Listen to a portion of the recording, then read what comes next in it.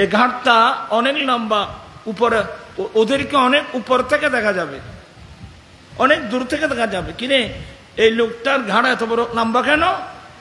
তো জিজ্ঞাসা করার ছাড়াই মানুষ বুঝতে পারবে এই লোকটা দুনিয়ার মধ্যে মুয়াজ্জিন ছিল,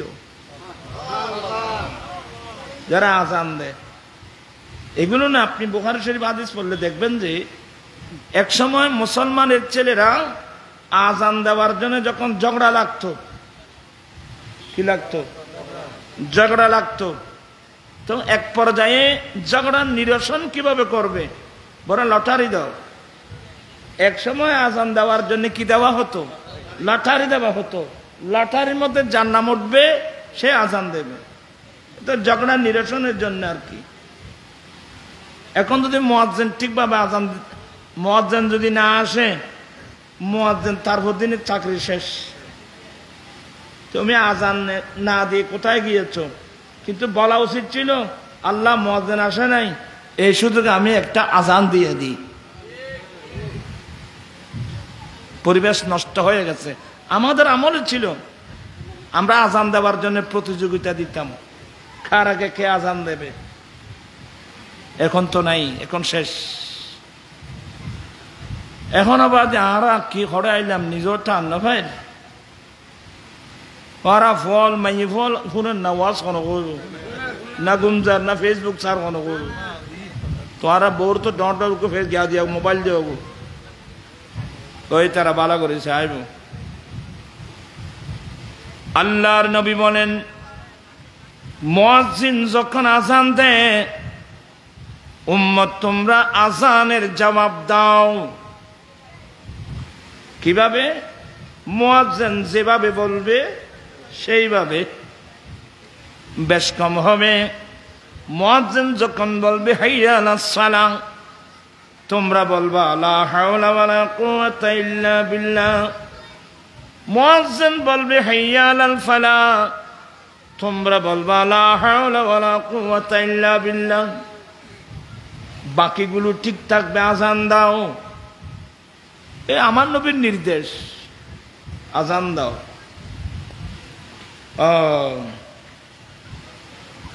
সুম্মা সাল্লু আলাইয়া, আজানের জবাব দেওয়ার পরে তোমরা আমি নবীর উপর দরুদ পড়ো। ওরা ফল একটু কি চাই কেন আনমিকে চাইতে হবে। তো আর কে সাহেবের আগে আর কই বলে বধু তুই যাও আর কে দেয় কি আয় মেজাজি মানুষ বাদে তোরা যেতেন কইবে। এগুলো কোরআন হাদিস, আমার তো দাম নাই, কিন্তু কোরআন হাদিসও দাম আছে কিনা এগুলো মূল্যায়ন করতে হবে। অবা আর মুরব্বী হলো হতো যে ভক্তি এই মানুষের মুক্তি। কথা বুঝেন?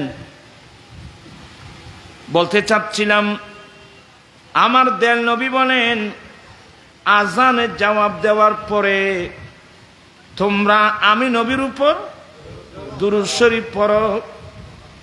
ওই টেলিভিশনত আজান দিকে যাইলে আধা ঘন্টা হয়ে যাবে।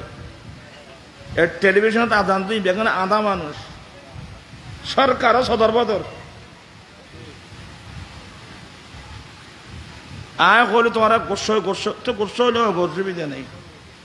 আজান কেন করে দিই টেলিভিশন আজান দে এতক্ষণ মুলিসাব থাকতি। আজানের জবাবের মধ্যে, আজানের জবাবের পরে যে দরুদ শরীফ পড়তে হয় এটাও নাই।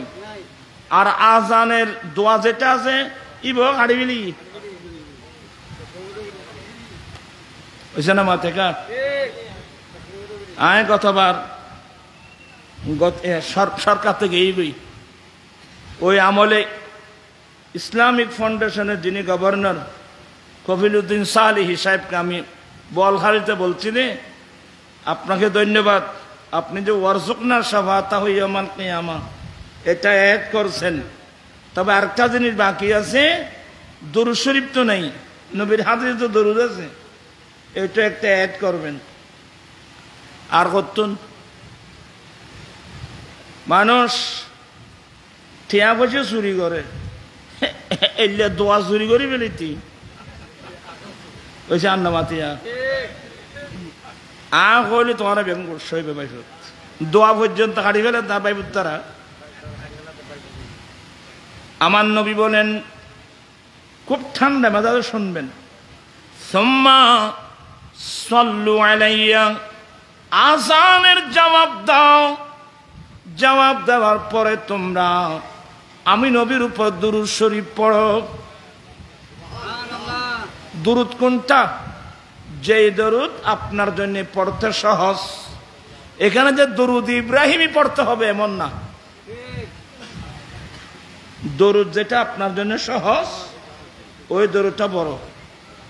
সাল্লাল্লাহু আলাইহি ওয়াসাল্লাম এটা একটা দরুদ, যেমন আমরা পড়ি ক্বালা রাসূলুল্লাহ সাল্লাল্লাহু আলাইহি ওয়াসাল্লাম, এটাও তো দরুদ শরীফ। এটা তো মুহাদ্দিস সাহেবরা এর পড়ে। দরুদ শরীফ যেটা আপনার জন্য সহজ এটা পড়বে। আমার আলা হযরতের একটা দরুদ আছে, সাল্লাল্লাহু আলান নবিয়্যিল উম্মি ওয়া আলিহি সাল্লাল্লাহু আলাইহি ওয়াসাল্লাম সালাতাম ওয়া সালামান আলাইকা সাইয়্যিদি ইয়া রাসূলুল্লাহ। আমার গৌসে পাকের একটা দরুদ আছে, আল্লাহুম্মা সাল্লি আলা সাইয়্যিদিনা মাওলানা মুহাম্মদ মা'দানিল জুদ ওয়াল কারাম মানবাইল ইলমি ওয়াল হিলমি ওয়াল হিকমা বারিক ওয়া সাল্লিম। এভাবে অনেক দরুদ শরীফ আছে। দরুদ ইব্রাহিমে তো আছেই, এটা নিয়ে তো কারো কোনো দ্বন্দ্ব থাকার কোনো কথা নেই। তো দরুদ যেটা জানেন এটা পড়বেন। মা বোন যারা আছেন আজকে ঘর থেকে গিয়ে জিজ্ঞাসা করেন মেয়েদের কাছে যে আপনার বয়সে কয়টি আজানের জবাব দিয়েছেন। এনের মধ্যে আর এখন জীবনান হাড়া ফেলে জীবাই ওই আর মুঠব জাল্লাই নেই। এই নবী আসছেন, এখানে সওয়াবের মেজবান চলতেছে। বিসমিল্লাহির রাহমানির রাহিম, আল ইয়াউমা আকমালতু লাকুম দীনাকুম ওয়া আতমামতু আলাইকুম নি'মাতি ওয়া রাদিতু লাকুমুল ইসলাম দীনা। দশম হিজরি আমার রাসূল আরাফাতের মাঠে মেইন হজ পালন করছিলেন, ওকুফে আরফা করছিলেন, আরফা দিবস পালন করছেন যেটা মেইন হজ। ওই সময় আল্লাহর পক্ষ থেকে এই আয়াত এসে গেল, নবী গো তোমাদের ধর্ম, আজকের দিন তোমাদের ধর্ম তোমাদের জন্য পরিপূর্ণ করে দিলাম। তোমাদের জন্য তোমাদের ধর্ম পরিপূর্ণ করে দিলাম। আর কি? ওয়া আতমামতু আলাইকুম নি'মাতি, আমার নিয়ামত তোমাদের উপর পরিপূর্ণ করলাম। আল্লাহু আকবার। আল্লাহর নিয়ামতের পরিপূর্ণতা এটা কত বড় জিনিস জানেন? নিয়ামত আর তো আর গুমুত না ইন্না মাতে কা আর কি তো দে আর ওই নসিব খারাপ হইলি মানুষ এলে রে। হ্যাঁ, ওয়াতমামতু আলাইকুম নি'মাতি, আমার নিয়ামত তোমাদের উপর পরিপূর্ণ করলাম। ওয়ারাদিতু লাকুমুল ইসলাম দীনা, তোমাদের জন্য ধর্ম হিসাবে আমি ইসলামকে পছন্দ করলাম। এক নম্বর ধর্মের পরিপূর্ণতা, দ্বিতীয় নম্বর আল্লাহর নিয়ামতের পরিপূর্ণতা, তৃতীয় নম্বর ধর্মের উপর আল্লাহর পছন্দনীয়তা। কিন্তু আমাদের অনুভূতি কতটুকু আমরা এগুলো বুঝি না। এই আয়াতের তাফসীরে গেলে দেখবেন একজন ইহুদি নামটা শব্দটা শুনছেন, ওই ইউনেরি ফিলিস্তিনি মিদে মারাত দে এ জাতি বে মুসা আলাইহিস ইসলামের ধর্মাবলম্বী ইহুদি, অনেক বড় দুষ্ট জাতি। এই জন্য আল্লাহ কোরআন শরীফে কি বলছেন জানেন? এগুলো বলতে গেলে তো সময় নষ্ট হয়ে যাবে। আল্লাহ বলেন বিসমিল্লাহির রহমানির রহিম ইয়া আইয়ুহাল্লাযীনা আমানু লা তাকুনু কাল্লাযীনা আযাউ মূসা। এ মুমিন বান্দা, এ বিশ্বাসীর দল, তোমরা ওই সমস্ত মানুষের মতো হবা না যারা মূসাকে কষ্ট দিয়েছে, যারা আমার নবী মূসা আলাইহিস সালামকে কি দিয়েছে, তোমরা তাদের মতো হবা না। খুব সতর্ক। আচ্ছা যাই হোক, ইন কইতেন বলি বহুত দেরি হয়ে যাব। তো একজন ইহুদি ফারুক আজমের কাছে গেল। ওরা কিন্তু আমার নবীর উপর কোন সময় কোন আয়াত নাজেল হচ্ছে ওরা কিন্তু ফাহারা দিয়ে বসে আছে, আমরা মুসলমানরা কিন্তু জানি না। এই ইহুদি বলে এমন আয়াত কিভাবে নাজেল হলো? ফারুক আজমের কাছে গেল। ওমর বলে কিরে? বলে ভাই, ওদিন তোমাদের নবীর উপর যে একটা আয়াত নাজেল হয়েছে না, এই ধরনের একটা আয়াত যদি আমাদের নবীর উপর নাজেল হতো আমরা তো ঈদ উদযাপন করতাম। কি করতে হবে? তারা না মাতে ঈদ খাওয়া না। আর উজুর তারা কদন আছে যে ঈদ তারা বোধ আসরি বিচিরি ঈদ ফাইদে মাত্র দুইয়েন, এক কান রমজানের ঈদ আর কান কোরবানের ঈদ, তৃতীয় নম্বর ঈদ আর নভা। তো নভা ভাইজি কি নাই চিনে নিন্না ভাইজে ন ইয়া মুলুকে বাইরে দে ইতে বলে এদুন হাদিসের কিতাব হজি খলমা হনমিকে তো আইনা বা ইন কত বড় ই কলমা তো আইনা ভাই বলি কত ভাই কত কত রুজুর করতে নি। আল্লাহ হেদায়েত নসিব করুক। আবার তোমার গোসা গোসা নই আয় কেন দয়া করে কইল কেন গোসা নই। একজন দেওবন থেকে আসছে রংপুরে, তো ওই মুল্লি সাহেব ওয়াজ গাদে মাই বাসপন সে পাশপন্তর, অর্থাৎ আমি ছোটবেলা থেকে 55 বছর বয়স পর্যন্ত অনেক কোরআন কিতাব হাদিস পড়াইছি। मुझे 2 ईद के सिवा तीसरी नंबर कोई ईद नहीं मिली। আমি আমার 2 ঈদ ছাড়া আমি তৃতীয় নম্বর কোন ঈদ পাই নাই। আমি বিনয়ের সাথে বলবো আমরা তো পেয়েছি, আপনি পান নাই, নিশ্চয় আপনার কোন দিক থেকে ত্রুটি আছে। তুমি ফৌজ জাল মাছ দিলে তোমার জালত মাছ নই, অত জাল ভাড়া আছে, অত জালত গানিও আছিল, আর গানত তো আইসি পাইব অনেক কষ্ট আননি কোনো আয় কেউ নরমে গরমে কিছু কথাবার্তা কইম। ঈদ আরা ভাই না আরো আছে না, এই বিশেষ করে স্কুল কলেজ ইউনিভার্সিটির ছাত্র ভাইরা, আপনাদেরকে নিয়ে আমরা খুবই চিন্তিত। কারণ আজকাল তো মৌলবীর কোনো বাংলাদেশে অভাব নাই। ফেসবুকের মধ্যে এখন সব ফেসবুক, কথা বুঝছেন? আল্লাহ হেফাজত করুক, আল্লাহ হেদায়েত নসিব করুক।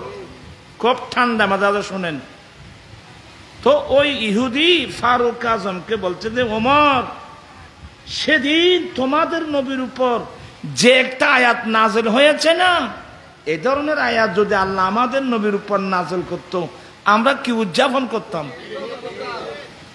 ইয়া ঈদ মিলাদুন নবী ভাই বহুত কষ্ট করি, ঈদ তো হয় না ভাই, কথা বাড়ির লোক গোবারে হ্যাঁ কথা না, মিলাদুন নবী আছে কিন্তু ঈদ তো নাই। এ ফল কতগুলো ওদের কিনতে মার হলো আর মুরব্বাল হয়ে যায়নি, কথা সেম মারিলি কুরুল মারলি আর অবস্থা থাকলো এগিয়ে মারি। আমার জীবন মরণ সাজাব,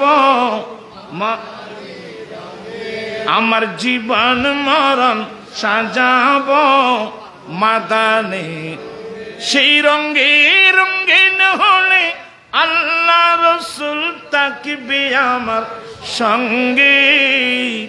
আমার জীবন মরণ মাদানে।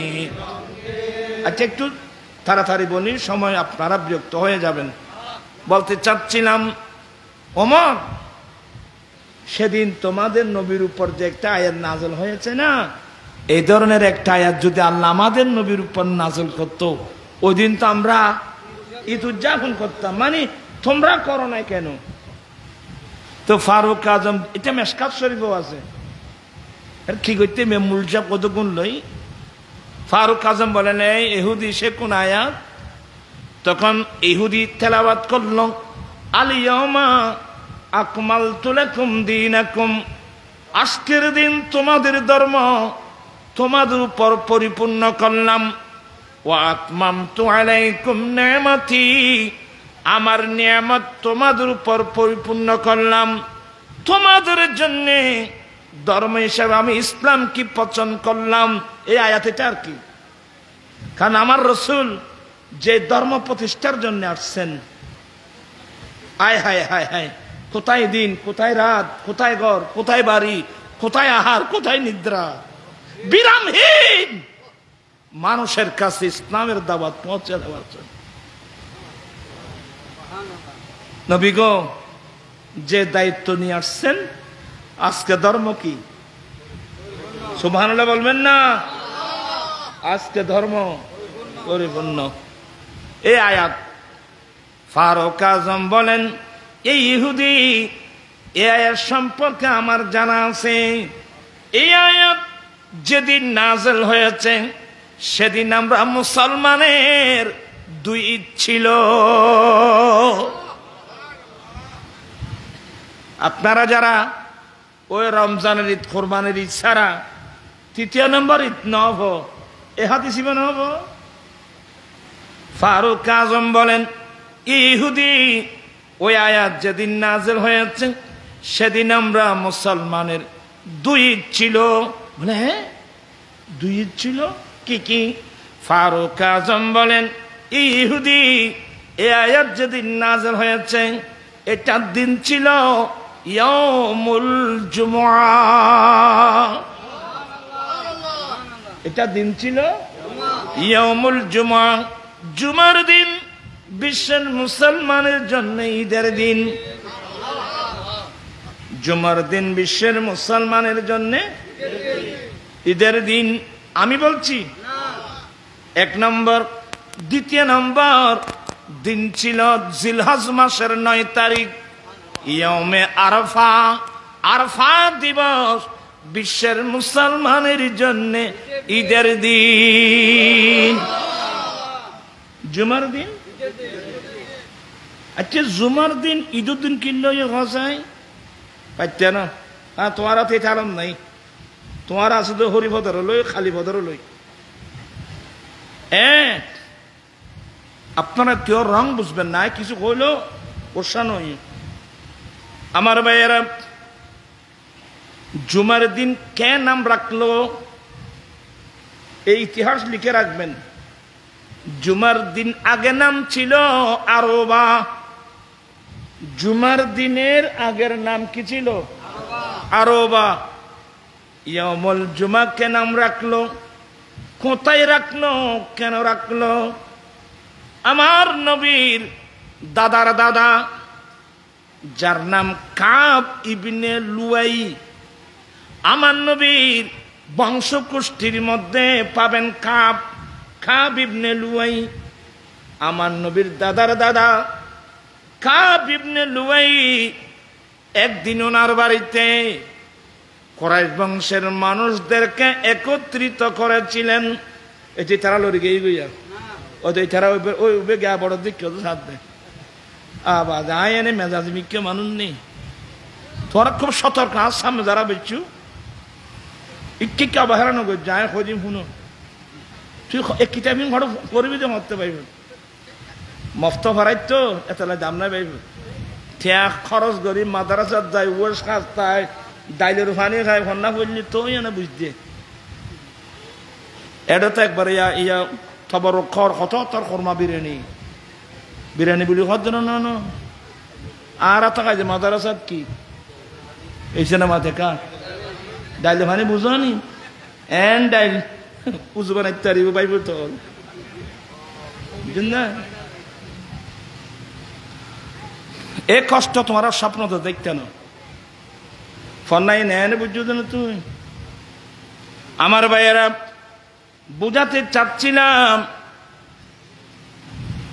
আমার নবীর দাদার দাদা কি নাম বলছিলাম খাব ইবনে লুয়াই আমার নবীর বংশকুষ্ঠির মধ্যে ওনার নাম পাবেন হযরত কাব ইবনে লুয়াই কুরাইশ বংশের মানুষদেরকে ওনার বাড়িতে এভাবে একত্রিত করেছেন সবাই আসলেন ইনি দাঁড়িয়ে বলেন এক কুরাইশ বংশের মানুষ আজকে আমার বাড়িতে আপনাদেরকে কেন কষ্ট দিলাম বলো বলুন বলে আজকে আমি তিনটি কথা বলবো এক নম্বর আখিরি জামানার নবী যে নবীর আশায় সারা পৃথিবী আছে যে নবীর আগমনের কথা ইব্রাহিম আলাইহিস সালাম বলে গেছেন যে নবীর আগমনের কথা ঈসা আলাইহিস সালাম বলে গেছেন আম্বিয়া একরাম যে নবীর আগমনের কথা বলে গেছেন ওই নবী অল্প দিনের মধ্যে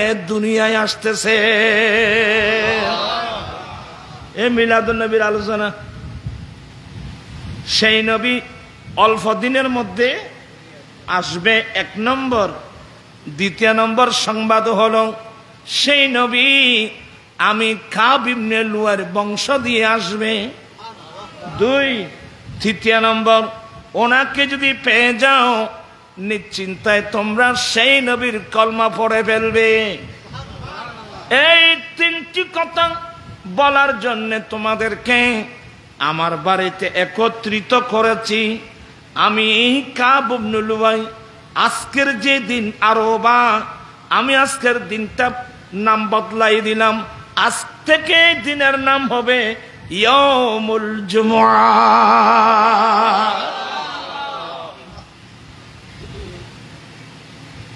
মিলাদ জুমার দিন জুমা ঈদে জুমার নাম রাখছে আমার নবীর দাদার দাদা কাব ইবনে লুয়াই সেই দিনের আলোচনা বিষয় হলো মিলাদুন নবী সাল্লাল্লাহু আলাইহি ওয়াসাল্লাম বসালেন না জুমার দিন কিসের দিন আমার দয়াল নবী বলেন সাইয়্যিদুল আইয়ামে ইয়াউমুল জুমআ দিনের মধ্যে শ্রেষ্ঠ দিন জুমার দিন আমার নবী বলেন আকসিরুস সালাত আলাইয়া ইয়াউমাল জুমআ উম্মত জুমার দিন আমি নবীর উপর তোমরা বেশি বেশি দরুদ পড়বা অপর হাদিসে বলেন ফিহি খুলিকা আদম জুমার দিন এমন একটা দিন যে দিন আদম আলাইহিস সালামকে বানানো হয়েছে জান্নাতে আর বাপ বেগুন বাপেরই আদম আলাইহিস সালাম আছে না বাবু না ভরে গেছি দুনিয়ার ইবারে ভরে যার বই উবেরে ইয়াদ গরদ জগৎ বহুত হয় মা বাপ ভরে গিয়ে এটা যায় নি নফয়তু ও বউ কেন কয়েছে মিকে গো ভাই তো বাস বউ ভাই মাত্র আর মা বাবার কথা ভরে গিয়ে এলে আছে তো কতন তো যারা ইবের কথা ভরে যার ইবের কথা আর তাই করতো বসালার খবরদার তোমারা ফোন মা বাপরও ফোরে না যাইও মা বাপরও ফোরে গেলি তুই একদিন বাপ নইবে না বাজু তুই যাতে তোমার বাপরও ফোরে গেইও তোমার ফলে তোমার ইয়াদ করিব না কামা তুদিনো তুদানো আর একটা মাস আয় আজিও এরকম ওয়াজিং করতে দি মা বাবার পায়ের নিচে আমরা ছেলেদের জান্নাত কোথায় আমাদের ছেলেদের জান্নাত মা বাবার পায়ের নিচে এ তথ্য বিশ্ববাসীকে দিয়েছেন নবী মুহাম্মদ রাসূলুল্লাহ সাল্লাল্লাহু আলাইহি ওয়াসাল্লাম চিৎকার দিয়ে বলুন না সুবহানাল্লাহ তুই স্কুল পড়তে লাগবে দেড় ফোন নাই না জানা রোয়া কলেজত ইউনিভার্সিটি নাই তো হবে এখন এটা দিয়ে দেয় না ব্রেনি বেগুন আজ বেশি খুশি লাভ দে 500 হওয়া যা হাফেজে কোরআন আল্লাহ হায়াত দরাজ করুক হ্যাঁ কদন না ইন মা বাপ কত দামি হইতার না যে ফুয়ার যে মা বাপ এন ফুয়া দি যে ফুয়া হাফেজে কোরআন হ্যাঁ, এখন কোরআন পড়িয়ে তো নেই, এখন কোরআন পড়িয়ে আছে না। তাই কইতাম আম মাথানোর কথা কইতাম চাইলাম দে, আবার ফুরে আনমিকে গিয়ে করি। আর আম্মি যান, আমার আম্মি যান বলতো, বাবা আজান হয়েছে, তোমরা মসজিদে চলে যাও, তাড়াতাড়ি যাও। তখন মসজিদের দরওয়াজায় পানির হোস থাকতো, আজকাল বলেন চিন্তা না। আম্মা বলতেন তোমরা পানির হোস পুরাই দিবা, মুসল্লিরা যেন আল্লাহর ঘরে ঢুকার সময় পানি দিয়ে ফাঁদত করে যেন মসজিদে ঢুকতে পারে। আমার এখনো মনে পড়ে। তা আমরা নামাজ পড়ে যখন বাড়িতে ফিরতাম, এই কথাটা বলার জন্য আমি বলছিলাম, আবার চলে গেলাম আর দিকে। আমরা যখন বাড়িতে ফিরতাম তখন দেখতাম ফারার মহিলারা ফজরের নামাজ পড়ে মুসাল্লায় বসে গুনগুন গুনগুন করে কোরআন তেলাওয়াত করত। ইয়াই আছে না রে হটে গেল।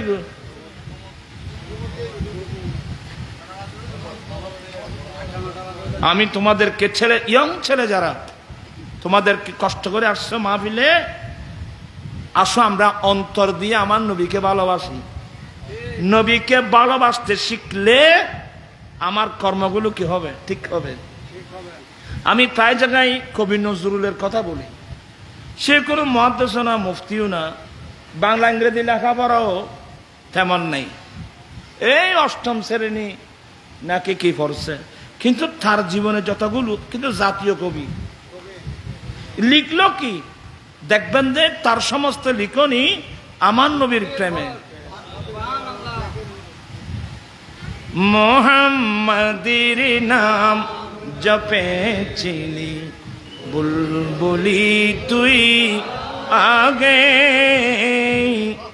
মোহাম্মদের নাম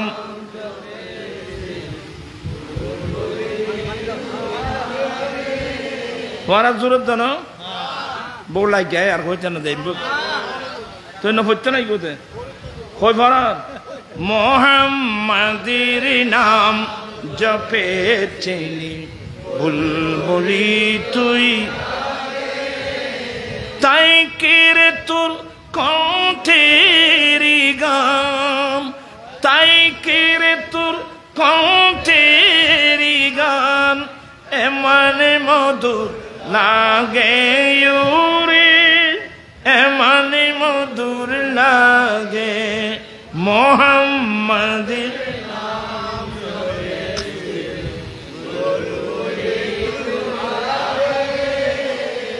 দেখেন নজরুল বলছে, এ বুলবুলি তোর গানের কণ্ঠে এত মধু করতে খেরে, নিশ্চয় তুই আগে মোহাম্মদের নাম জপেছিলি। তাহলে নজরুলের মেমোরিতে এসে গেছে যত মজা, স্বাদ, তৃপ্তি সবগুলো আমার নবীর প্রেমের মধ্যে নিহিত। জীবন সার্থক হবে। আজকে নজরুল কত বছর কবরস্থানে চলে গেল, কিন্তু কবি নজরুলের আলোচনা কথা বলছেন না কেন? আলোচনা আমি ছেলেদেরকে বলছি যারা স্কুলের ছাত্র, কলেজের ছাত্র, ইউনিভার্সিটির ছাত্র, আমি তোমাদেরকে বলছি আসো আমরা নবীকে অন্তর দিয়ে আমার দয়াল নবীকে ভালোবাসতে শিখি। নবীর ভালোবাসা আপনাকে আমাকে যে কোনো অ্যাক্সিডেন্ট থেকে রক্ষা করবে। নতুবা নবীর প্রেম না থাকলে যেই নারী পুরুষের অন্তরে নবীর প্রেম থাকবে না, ওরা কদমে কদমে অ্যাক্সিডেন্ট করবে। উরি গোলাপ, এটা গোলাপ ফুল আছে না, ওই প্লাস্টিক না, প্লাস্টিক মানে আরো মুসলমানও কি কইছে না, আরো প্লাস্টিক মাখা মুসলমানের আরো কত কইছে মুসলমান না ভাই। উরি গোলাপ নিরিবিলি নবীর কদম ছুঁয়েছিলি, সুবহানাল্লাহ বলেন। উরি গোলাপ নিরিবিলি নবীর কদম ছুঁয়েছিলি, সেই কদমের খুশবু আজো, সেই কদমের খুশবু আজো তোর আতরে জাগে উরে, তোর আতরে জাগে মোহাম্মদের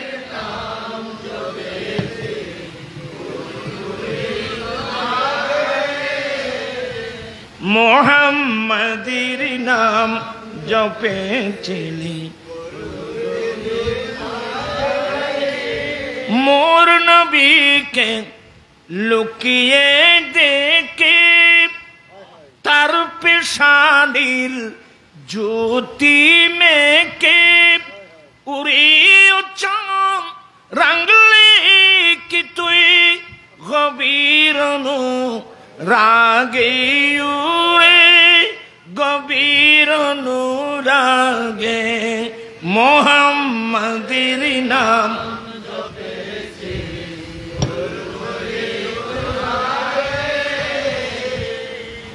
উরি ভূমর তুই কি প্রথম চুমেছিলি নবীর কদম। সুবহানাল্লাহ। এটা তো ফুল বাগান নাই, তোমার এটা ফুল বাগান আছে না?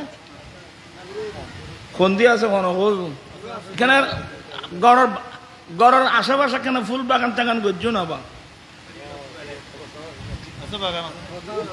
ইন্ডিয়া আছে না? হ্যাঁ, এটা দুয়ো সার্গ ওই মগরি ফরে সুগন্ধি বাইরে দে কি কয় বেড়ে হাস না হে না। আচ্ছা যা তোমারা খোঁজে না করছো হাস না হে না, রাত কেরানি গন্ধরাজ জিয়ে নয় কবে মগরিবের পরে সুগন্ধি। এই যে সুগন্ধি এটা ব্রেনের সাথে সম্পৃক্ত। একজন মানুষের অন্তরে পাহাড় সমান দুঃখ, কিন্তু একটা ফুলের সুগন্ধি নাকে যাওয়ার সাথে সাথে মুহূর্তের মধ্যে তার দুঃখ চলে যাবে। এই জন্য তো আমার রাসূল আতর ব্যবহার করতেন, সুগন্ধি ব্যবহার করতেন। অথচ আমার রাসূল গাম মুবারক মুসলাম্বারের চেয়ে বেশি খুশবু, কিন্তু এরপরেও আতর ব্যবহার করার বলা হয়েছে। নবীর সুন্নতের মধ্যে একটা হলো আতর ব্যবহার করা, সুগন্ধি ব্যবহার করা। আবার ওইবে না ওরা ফ্রিজ মারা দিন বুঝছো না?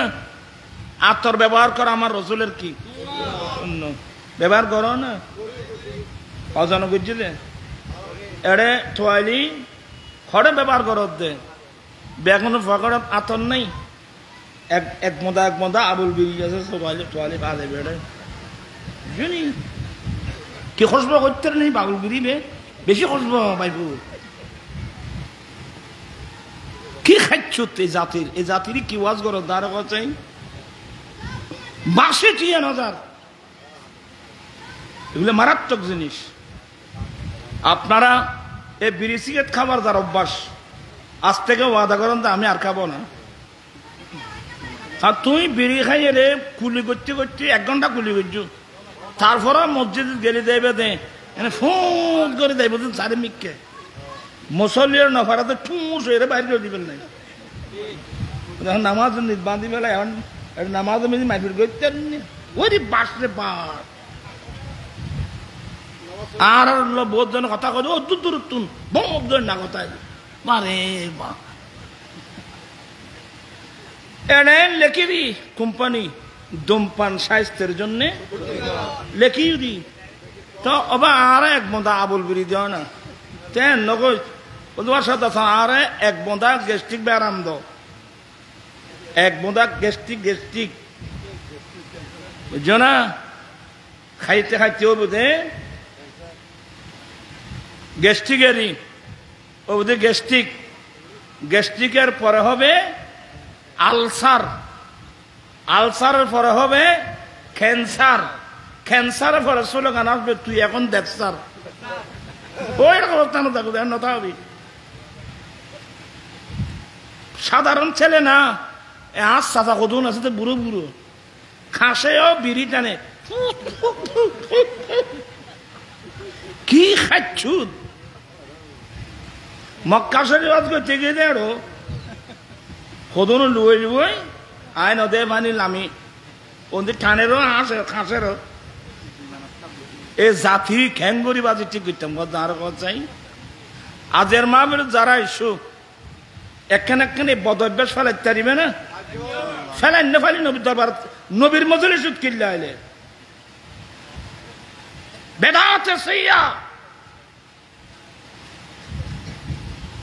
বদভ্যাস বন্ধ করো আজ থেকে আমরা কি ব্যবহার করব আতর সুগন্ধি হ্যাঁ আমি খুব বিনয়ের সাথে বলছি সুগন্ধি ব্যবহার করো এটা আমার রসুলের কি সুন্নত আর বাড়িঘর একখানা চাইছি এলে কিছু গদুয় ফুল গাছ রুইও কারণ নরুলি বহুত জায়গা যাইছি মারমা ওরে ফেসরা বর খসব বুঝছো নি লা হাওলা ওয়ালা কুওয়াতা ইল্লা বিল্লাহ আল্লাহ আমার নবী বলেন একটু আমি হেসে হেসে বলছি তো আমার নবীর হাদিস শুনুন আমার নবী বলেন উম্মত তোমরা কাঁচা পিঁয়াজ খেয়ে মসজিদের পাশেও যেও না তোমরা কাঁচা পিঁয়াজ খেয়ে মসজিদের পাশেও যেও না তো হুজুর কাঁচা পিঁয়াজ কি হারাম না মোটেও না পিঁয়াজ অনেক গুরুত্বপূর্ণ জিনিস পিঁয়াজ অনেক হজমের শক্তি জিনিস পিঁয়াজ একজন বুড়া মানুষ যদি ডেলি আধা কেজি করে যদি কাঁচা পেঁয়াজ খেতে পারে বেয়াদি মাকপান সে ইয়ং যুবক হয়ে যাবে এতগুলো শক্তি কি কোথায় পেঁয়াজের মধ্যে তো হুজুর নবী মানা করছেন আসলে ব্যাপার হলো কাঁচা পেঁয়াজের মধ্যে একটা দুর্গন্ধ আছে উম্মত তোমরা কাঁচা পেঁয়াজকে মসজিদের পাশে যেও না তার মানে কাঁচা পেঁয়াজ খাওয়া হারাম না তুমি ভালো করে পরিষ্কার করে যাও ওই সময় আতর লাগিয়ে দিবা যাতে দুর্গন্ধটা বাইর না হয় তাহলে কাঁচা পেঁয়াজ একটা হালাল জিনিস এরপরে একটু দুর্গন্ধ হওয়ার কারণে আমার রসুল বলছেন তোমরা কাঁচা পেঁয়াজকে মসজিদের কাছেও তা আবুল বিড়ি দিবে খাইতে লাগবে আবুল তারপর আবুল বিড়ি আকিস বিড়ি সৈয়দ বিড়ি ডালার বিড়ি এজার বিড়ি বহুত বিড়ি নো আছে না তোরা দুষ্টি দিই মারও খায় ভাই আয় আত্মসমালোচনা করি মানুষ কিন্তু আরা খায় যে আসা তোরা দেখে বেয়া করছে না আরা খাইতে মো আহলে করতাম আয় হাম্মাং কি বালা করলাম না বহুত খায় ভাই ভূত নয়শো বেশি খারাপ জিনিস এই বিড়ি সিগারেট বেশি খারাপ জিনিস হবাদি তোরা না খাই আর তোমার বারে আয় অনুরোধ জানাই তোরা আয় সাথ দিতে বহুত বছর আগে ইত্যান নই আয় ওয়াজিং করেছি সারিবের আগে ন সারানোর পরে আয় ন আয় সারিন না পারে আমি মাইজুর ওয়াজিং করছুম কেন আল্লাহ কত লিমা তাকুলুন মা লা তাফআলুন তুমি যা করো না তা বলো কেন অতএব আগে আমাকে ছাড়তে হয়েছে আমি ছাড়ার পর মানুষকে ছাড়ানোর কথা বলছি তুমি যারা বিড়ি সিগারেট খাও তুমি আজ থেকে বন্ধ করো এক সপ্তাহ কেউ না এক সপ্তাহের মধ্যে তোমার অনুভব হবে তোমার কলব বলবে তুমি কি করছো বেশি খারাপ জিনিস এগুলো আপনারা আতর ব্যবহার করবেন কি ব্যবহার করবেন আতর দুরূদ শরীফ পড়বেন আতর ব্যবহার করার সময় কি পড়বেন দুরূদ শরীফ পড়বেন আমার নবী কি সুন্দর দর মানে দিয়ে দেখো না সালাতুন ইয়া রাসূলুল্লাহ আলাইকুম বলতে চাচ্ছিলাম ওই যে ফুল বাগান তো ফুল বাগানে বোমর থাকে বোমর হঠাৎ যাওয়া ফুল বাগানত এটা মাছি থাকতো না বোমর আর বোমর বেয়ানুক জাতি তুমি পাবলিসিটি করি 1 কোটি টাকা দিবে বলে কইল একটা বোমর ফুল বাগান ছেড়ে ওই ফাখানার তালে যাবে না এরা কোথায় থাকে ফুল বাগানে থাকে আর সব জায়গায় যাই জাত আছে এই বললে মাছি ইন্নামা থেকে আপনি মিষ্টির দোকানে গেল চারমণি বাজার মিষ্টির দোকানে গেল চেরা ভাইবে তারপর সেখানের চালক গেলে তো আরো ব্যবসা হইবে কিনে ওড়ো তুই ওড়ো এড়ো খাওয়া যদি আরো ব্যাগ যাই জাতিবের নাম কি মাসি আমরা কিন্তু মাসি নই এটা আরো ভগদন আছে যে গানত গেলে এক নম্বরের নেতৃত্ব দে আবার মিলেন মা বলে তাইলে এক নম্বর কিরে তুই এড়ো এড়ো হয় আরা ব্যাগ যাই দি কিন্তু মাসির খাইছ আরা মাসি নয় আরা বোমর আমরা ফুলের মধু হারাম করি কোন ফুল নজরুল বলছে সাহারা তেরি ফুটু লোরে ফুল রঙিন ফুলের ফাতিনি ফাতিনি ভাই বার জাগু বার যাবা থাকু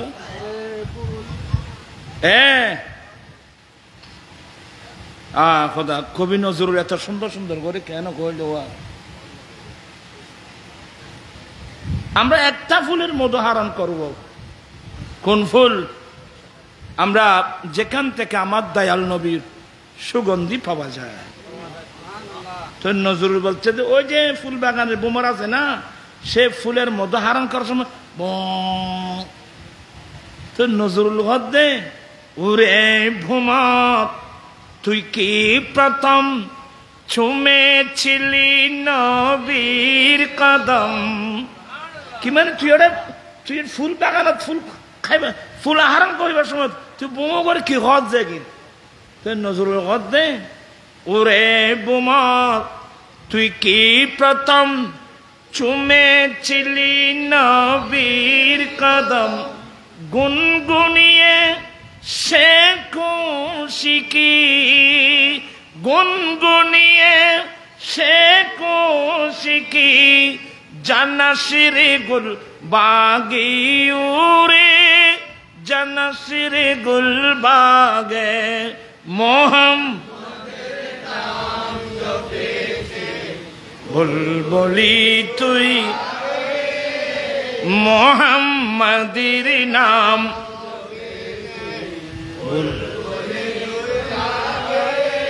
আল্লাহ সবাইকে আল্লাহ আমরা গুনাহগার বলে আমাদেরকে মাহরুম করো না আমাদের ছেলে মেয়েকে সবাই অন্তরের মধ্যে তোমার নবীর প্রেমের আগুন জ্বালিয়ে দাও আল্লাহ বাবা এটা আমাদের সম্পদ মূল সম্পদ নবীর প্রেম নবীর ভালোবাসা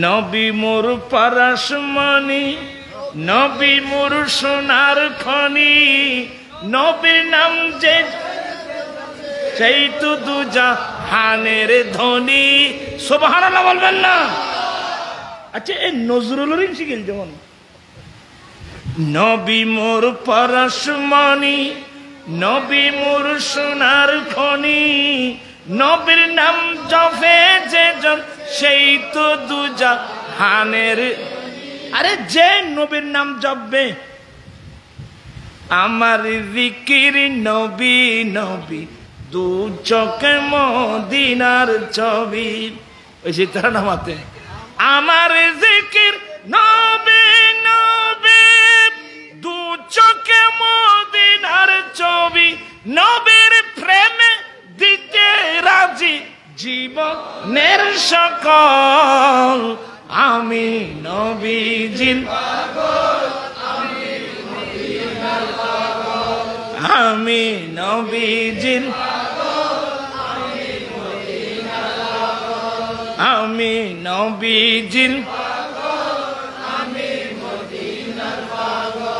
আপনারা বিরক্ত হচ্ছেন আমি বিভিন্ন জাতের কথা বলি আমার টার্গেট একটা আসো দুনিয়ার মায়া আমরা ফেলে দিই নবীর মায়া বুকে ধারণ করি আল্লাহ আল্লাহ রসুলের আদেশ নিশা মোতাবেক আমরা জীবন গঠন করি দুনিয়াতেও শান্তি কবরেতেও শান্তি আখিরাতের মধ্যে মুক্তি আর নইলে আবাদি খবর তোর গেলে হইতে পারবি এত হইতে পারি তা আমার আসতো না মাছ চলিব না ওরে আল্লাহ শোয়া না না গুরুজ তারপর বুঝিবি না এত বুঝলি তা আমার আসতো না আমি খুব বিনে আমার দয়াল নবী এসে আমাদের কি কি নিয়ামত দিয়ে গেলেন আমাকে বলেন তো। আপনারা মনে কষ্ট নিচ্ছেন? আমি আর কথা বাড়াচ্ছি না, রাত বেশি হয়ে গেছে। এই ছেলে মেয়েদেরকে কিসের তালিম দিবেন? 1 নম্বর 30 পারা কোরআন শরীফ। এই কোরআন আমরা পেলাম কিভাবে? এটা তো লোহে মাহফুজের কোরআন। বাল হুয়া কুরআনুম মাজিদুন ফি লাওহিম মাহফুজ। লোহে মাহফুজ 7 আসমানের উপরে আল্লাহর কালাম, এত বড় সম্মানী কালাম। আমার আল্লাহ বলেন, এ আমার বান্দা, এ কোরআন যদি আমি পাহাড়ের উপর নাযিল করতাম, এই কোরআন যদি আমি পাহাড়ের উপর নাযিল করতাম, গোটা পৃথিবীর বড় বড় উঁচু উঁচু পাহাড়, শক্তিশালী সমস্ত পাহাড়গুলো আমার কোরআন আমার বয়ে রেজা রেজা হয়ে ধুলিবালি হয়ে বাতাসের সাথে উড়ে যেত। এই কোরআন যদি আমি 7 সমুদ্র 4 নদীর মধ্যে, আরব এখন হয়েছি না কয়বার সমুদ্রে কি অজম নগরে, ওদের সমুদ্রে বেগিন যারে, সাগরে বেগিন যারে, কিন্তু কোরআন জারি চাইতেন বাইজুর। আমার আল্লাহ বলেন, এ কোরআন যদি আমি সাগরের মধ্যে নাযিল করতাম, 7 সমুদ্র 4 নদীর পানি, সমস্ত সাগর মহাসাগরের পানিগুলো আল্লাহর বয়ে জলীয় বাষ্প হয়ে বাতাসের সাথে উড়ে যেত। তাইলে আল্লাহর এই কালাম, এ কোরআন পাহাড়ের উপর আল্লাহ নাযিল করেন নাই, পাহাড় ধ্বংস হয়ে যাবে। এই কোরআন সাগরের মধ্যে নাযিল করেন নাই। ও বাংলাদেশের মুসলমান, আল্লাহর কালাম আমাদের ছোট ছোট ছেলেরা এ কোরআন কিভাবে পেল? একমাত্র সুযোগ হয়েছে আল্লাহ কোরআন নাযিল করার জন্য একটা সিনা আল্লাহ বানিয়েছেন, এটার নাম সিনাই মুস্তাফা। আল্লাহ বলেন, আলাম নাশরাহ লাকা সাদরা। হে নবী, আমি কি আপনার বক্ষ প্রশস্ত করিনি? হে নবী, আমি কি আপনার বক্ষ প্রশস্ত করিনি? এই আয়াতের তাফসীর দেখেন, তাফসীরুল মানি শরীফের মধ্যে আল্লামা সৈয়দ মাহমুদ আলুসি হানফি বলেন, হাত্তাল হাওয়া আলামাল গায়বি ওয়াশ শাহাদা।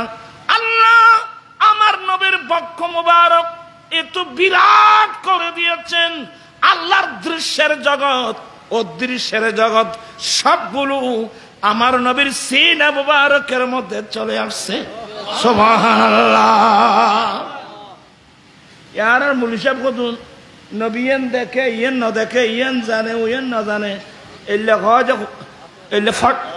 এলে ফটনা সীমার মানুষ কতুন নেই নি, ফটনা আসি বুঝলো না, সুয়ারি বুঝছো না, তুই না জানো নবুঝো তুই মাথা অব্দি কিনলে। আমার আল্লাহ ডাইরেক্ট বলছেন, আর রহমান আল্লামাল কোরআন, रहमान ने कुरान सिखलाया। अल्लाह नबीरे किसी के ही माते का एने स्लोगान दे सब समस्यार समाधान দিতে পারে আল কোরআন। এতে কি ভরিতে হইতে পারে? এ কোরআন এটা শিক্ষা দিয়েছেন আল্লাহ কাকে? দূর দূর মানুষের নমতে আল্লাহ রহমান কোরআন শিক্ষা দিয়েছেন কাকে? তো আল্লাহ যখন আমার নবীকে কোরআন শিক্ষা দিয়েছেন, তাহলে কোন এলমটা বাকি আছে? আল্লাহ বলেন তিবিয়ানান লিকুল্লি শাই। কোরআন এমন একটা কিতাব আজকে আমরা ফেলে দিয়েছি। আরে বিশ্বের মুসলমান, এই কোরআন শরীফে কোন জিনিসটা নাই? ইলমে নাহব, ইলমে সারাব, ইলমে মানি, ইলমে বদি, ইলমে বয়ান, ইলমে নজুম, ইলমে হিসাব, ইলমে তিব, science, arts, commerce, mathematics, economics, geography, chemistry, আরে কোন সাবজেক্টটা কোরআন শরীফে নাই? এই যে বিজ্ঞান বই তুই খার বিজ্ঞান বই তুই তুই এড়ে আতি বিজ্ঞান বলি দেশিয়ানের অবস্থা এলে কই বিজ্ঞানী কই ওরা কষ্ট আনিবেন মানববাদী আর করেন নিয়ামতের ভান্ডার। আমার আল্লাহ বলেন তিবিয়ানান, কটা বাজিরো 11টা বাজে গিয়ে আয় এ তাহলে চললি ভাই ভূত বউ কর দরজা খুলতো না দুপুর করবে ভাই ভূত। হ্যাঁ আচ্ছা যাই নে আশিরাতে আর খামল্লি বাদি খামাইতে কি মারণ ফয়েদ ওয়াজ করবার সময় নাই। ফয়েদ ওয়াজ করলি গ্যাস্ট্রিক হইব, ডায়াবেটিস বাড়িব, তিতা খাইলি একবারে ডায়াবেটিস যাবে, বুঝছো না? মানুষ তো ভোট এটা ইন আইন করতো না, কিন্তু তোরা করতো না চিত্রে দুদিন দিন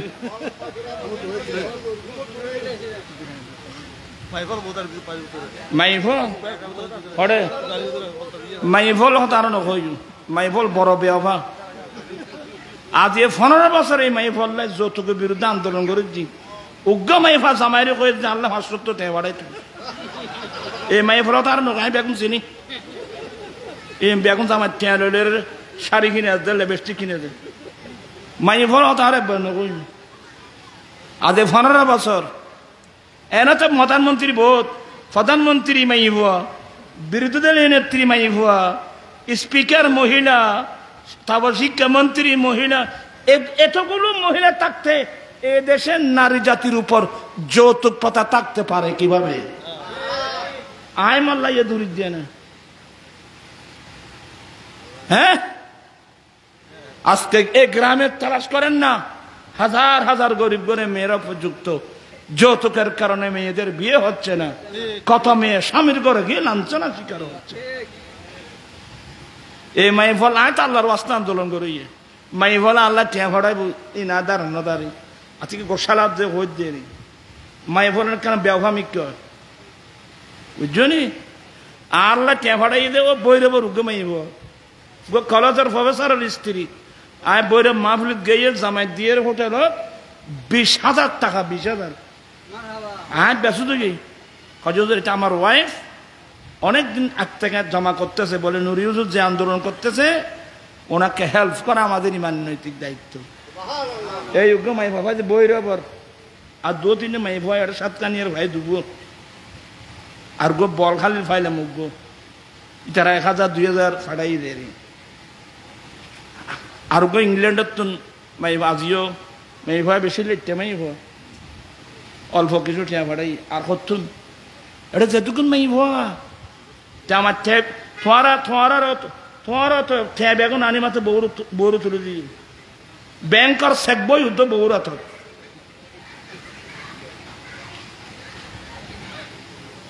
ইয়া কথা কত দেরি না অসুবিধা না দেরি দিবি অসুবিধা না শুনি লাপান কি আর মেসি দিয়া দেয় না বৌর দেখো ভাই ফুট আনি জাগালো যে বউর নামে বিল্ডিং করে যে আর ভাই দুগো বউ ভাই তো তোয়াইরা কোথা বুঝছো নি? আর কি নদীতে গইলাম না ও তোরা হয় না আর ঠেয়া নদী বললে আর ঠেয়া দিলি তো বহুত খামইতো আই গো মাল্লা মানুষ একখান মাহফিল করছি একখান লালদিঘির ভারত জমিতুল ফালা মাঠে অনুষ্ঠান করতে আমার 205 লক্ষ টাকা কষ্ট হয়ে গেছে। আর তো কেন দে আয় জাল্লা খাদির ইতারা জগৎ মানি নেই বুঝছো নি? তো যাই হোক আর খাস আয় করে যাই গই তোমারা বলো বিয়ে করবা নবীর সুন্নত মোতাবেক, গরু ছাগলের মতো না, ইহুদি নাসারার মতো না। আমরা আমার নবীর সুন্নত মোতাবেক চলতে চাই কি চাই না?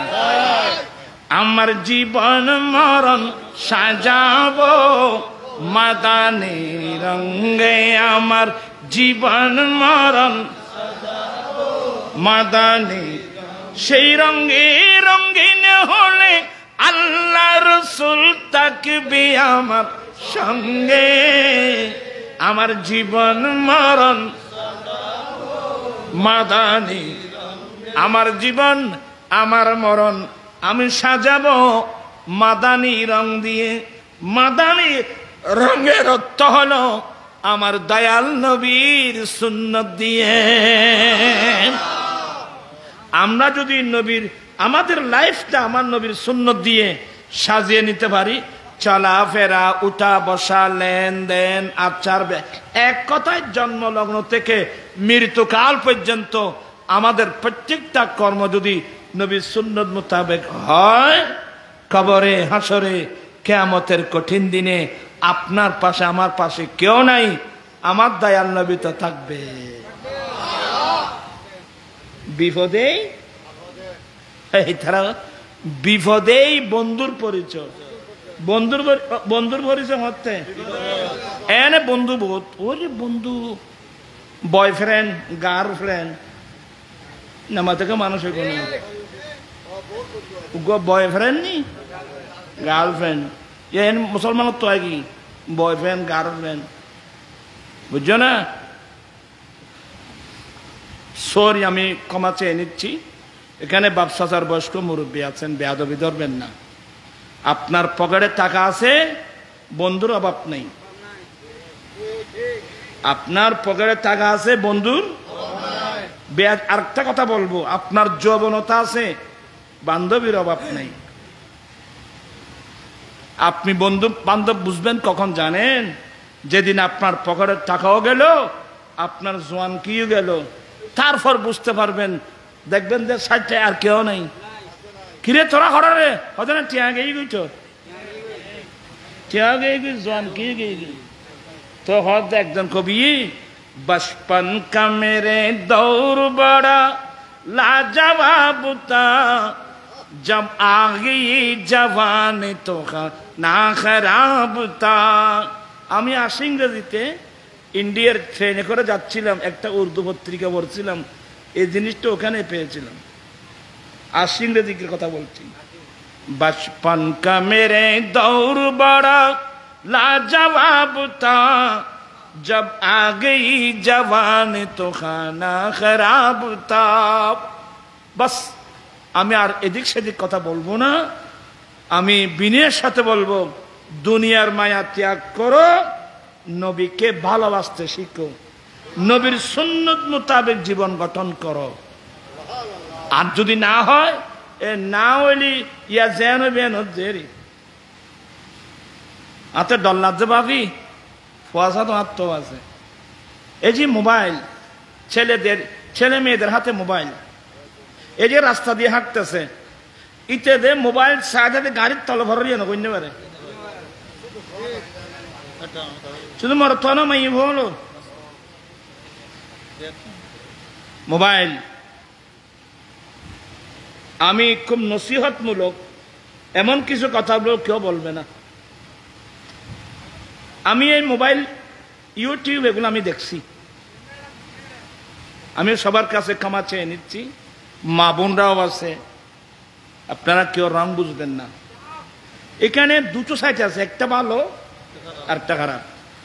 এখানে কোরআনে পাকের তরজমা, কোরআনে পাকের তাফসীর, বুখারী, মুসলিম, তিরমিজি, নাসাই, আবু দাউদ, ফিকহ, ফতোয়া, মিলাদুন নবী, নাত রাসূল, ভালো বলতে যত সাইট আছে সবগুলো এখানে আছে, মোবাইলে আছে। আবার আদার আরেকটা সাইড আছে, খারাপ সাইড। এই খারাপ সাইড যেটা আছে, এটা বলার ভাষা আমার মুখে নেই, আমি বলতে পারবো না এগুলো। কিন্তু অধিকাংশ ছেলে মেয়েরা এই খারাপ সাইড গুলো বেশি দেখে। অনেক মেয়ে ঘরে ঘুমাচ্ছে, রাতে 3টা বেজে গেছে, সে জানে না, একটার পর একটা টানতেছে। এগুলা কি? আমি আমার মেয়েদেরকে নিজের মেয়ের মতো বলছি, তোমরা ছেলেদেরকে নিজের ছেলের মতো করে বলছি, তোমরা এগুলো দেখবা না। এগুলা জেনা ব্যভিচারের চিত্র। জেনা ব্যভিচার কাহাকে বলে, কয় প্রকার, কি কি, উদাহরণ সহ বুঝিয়ে দাও। বলতে আমার খুবই লজ্জা হচ্ছে, এমন চিত্র ঢুকাই দিয়েছে। এগুলো যদি দেখতে থাকো, আগামীতে আমরা আকৃতি, আমাদের ছেলে মেয়েরা আকৃতিতে মানুষ থাকবে, স্বভাবগত হবেন চতুষ্পদ জন্তুর চেয়ে আরো নিকৃষ্ট হয়ে যাবে। বলার ভাষা আমার নাই বাবা।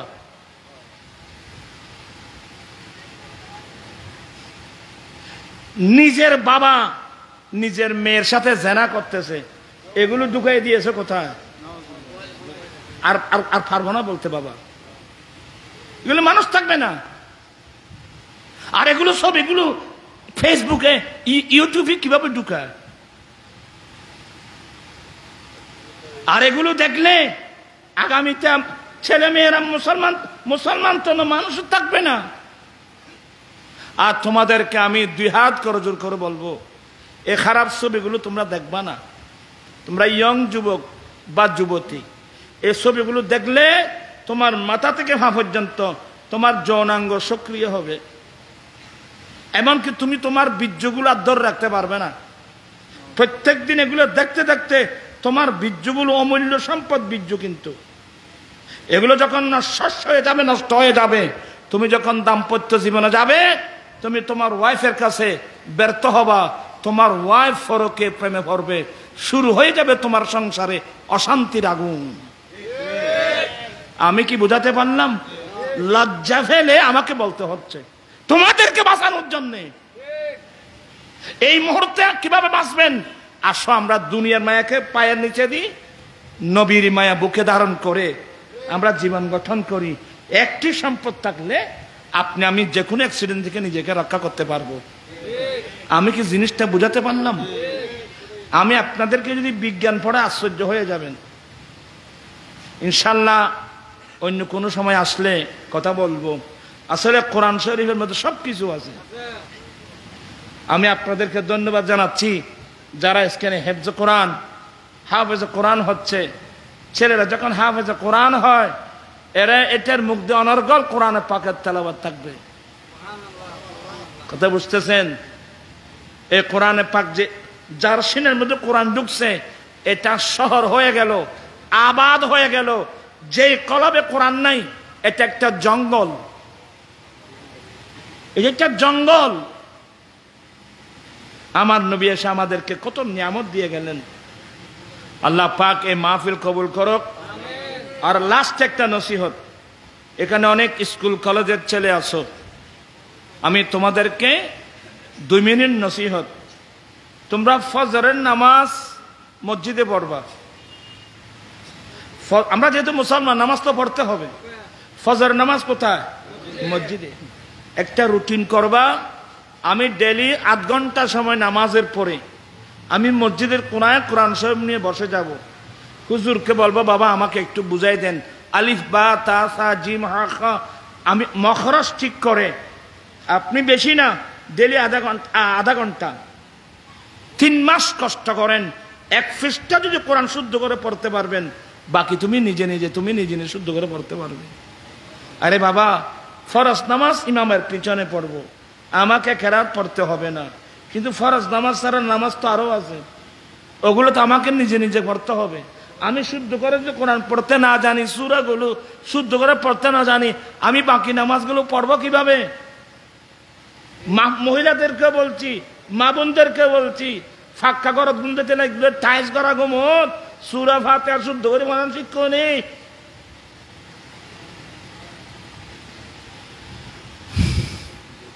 এই মাদ্রাসা যেখানে আছে, এখানে টাকা দিয়ে সাহায্য করবেন, সবাই টাকা দিয়ে সাহায্য করবেন, জায়গা দিয়ে সাহায্য করবেন। আজকে অনেক জায়গায় হুজুররা কষ্ট করে একটা মাদ্রাসা দিতে চাচ্ছে, 1 ঘন্টা জায়গা দান করার মতো কোনো মানুষ নাই। কাকে ওয়াজ করবো বাবা? আলহামদুলিল্লাহ গুনাহগার এ পর্যন্ত প্রায় এতিমখানা সহ 30টা মাদ্রাসা দাঁড় করতে ইনশাল্লাহ সক্ষম হয়েছে। ইনশাল্লাহ আমাকে অনেকে বলে, হুজুর আপনি এতগুলো মাদ্রাসা কি জন্য দেন? তা আমি বলছি, আচ্ছা আর খাম্বাং কি তুই কাছে ভাই, আমার কাজটা কি? একটা বিয়ে করা, 2-4-5টা ছেলে সন্তান হওয়া, তাদের পিছনে জীবন কাটা, খামিং করতে সিদ্ধ না রে। খবর দিলি তো করতে পারবি ভাইবুত। ইন্নাল্লাহ আশতারা মিনাল মুমিনিনা আনফুসাহুম ওয়া আমওয়ালাহুম বিআন্না লাহুমুল জান্নাহ। আপনারা এই বুজুর্গরা হাওয়া সাফ কই, এই হাওয়া এদেরকে আপনারা হেল্প করবেন, এদেরকে সাহস যোগাবেন, এদেরকে অর্থ দিয়ে সাহায্য করবেন, পরামর্শ দিবেন, জায়গার প্রয়োজনে জায়গা দিবেন। আর যে মানুষের বিড়া বাড়ির উপর একটা মাদ্রাসা হয় সে দুনিয়া থাকতে জান্নাত নিয়ে নিল। এই যে চট্টগ্রাম সুবহানিয়া মাদ্রাসা, আমরা 76 আমরা ওখানে দাখিল করেছি সুবহানিয়া মাদ্রাসা। গোটা বাংলাদেশে যদি কোনো মাদ্রাসা যদি যাকাত ফিতরা নিতে হয়, যাকাত ফিতরা নেওয়া ছাড়া কিয়ামত পর্যন্ত একটা মাদ্রাসা নির্বিঘ্নে চলবে, এটা হলো সুবহানিয়া মাদ্রাসা। কারণ সুবহান সওদাগর ওনার চট্টগ্রাম শহরের দামি দামি ওনার জীবনে যত জায়গা, সব জায়গা এই মাদ্রাসার নামে কি করে দিয়েছে, অক্ষ করে দিয়েছে। আজকে সুবহান সওদাগর কবরস্থানে চলে গেল, অহরহ সওয়াব যাচ্ছে, এখানে কে থাকবে? আমাদের জামে আহমদিয়া সুন্নিয়া এই যে বিরাট যে বিল্ডিংটা দেখছেন, ইনি একজন ব্যক্তি বেঁধে দিয়েছে, সালে আমার সওদাগর তফসির রহমতুল্লাহ আল মুরিদ। উনি এমন ভালোবাসতেন, নিজের পকেটের টাকা দিয়ে এই 6 তলা বিল্ডিংটা করাচ্ছেন, টাকা দেয় নাই। উনি লোহা, সিমেন্ট, বালি সব কন্ট্রাক্টরের মাধ্যমে আনতেন, সকালবেলায় এসে বসে থাকতেন, নাস্তা করে বসে থাকতেন। মানুষ কাজ করতেছে যে আমার নবীর মাদ্রাসা বানতেছে, উনি বসে থাকতেন। জোহর আজান দিলে জোহর নামাজ পড়তেন, খানা খেয়ে একটু বিশ্রাম আবার বসতেন, রাতের এশার নামাজ পড়ে যেতেন। এইভাবে নিজে বসে বসে এই মাদ্রাসাতে বেঁধে দিয়েছেন।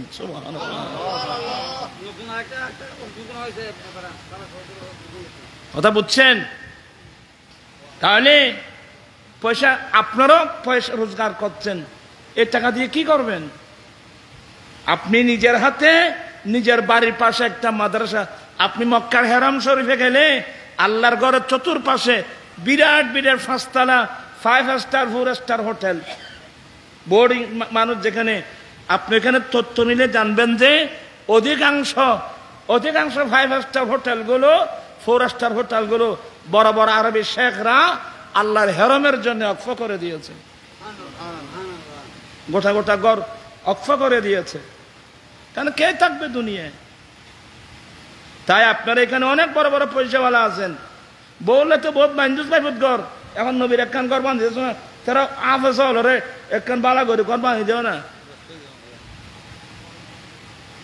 হ্যাঁ, এই ফলের একটা অন্তরগুলি কোরআন ফরক।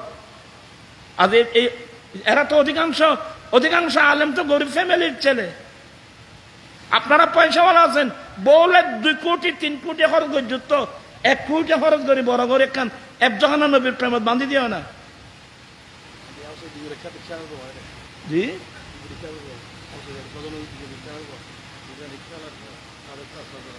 বাস 2জন রিক্সাওয়ালার ছেলে হাফেজে কোরআন হয়েছে, গরিব মানুষ। আপনার একটা মাদ্রাসা যারা ফসে আছে, তোরা নিজেরে একটা বাঁধি দিও না, বলছে আর আল্লাহর রাস্তাকে বাঁধি দিই। এই মাদ্রাসা রাত্র দিন ফল কোরআন ভরি হাফেজে কোরআন হোক, এটার উসিলায় দেখবেন যে অনেক বড় বড় বলা মুসিবত থেকে আপনি নিজেকে রক্ষা করতে পারবেন। আল্লাহ পাক এই মাহফিলকে কবুল করুন। আসলে আমি এলোমেলো অনেক কিছু কথাবার্তা বলতে মনে কষ্ট আনছেন। ইয়া নবী সালাম আলাইহি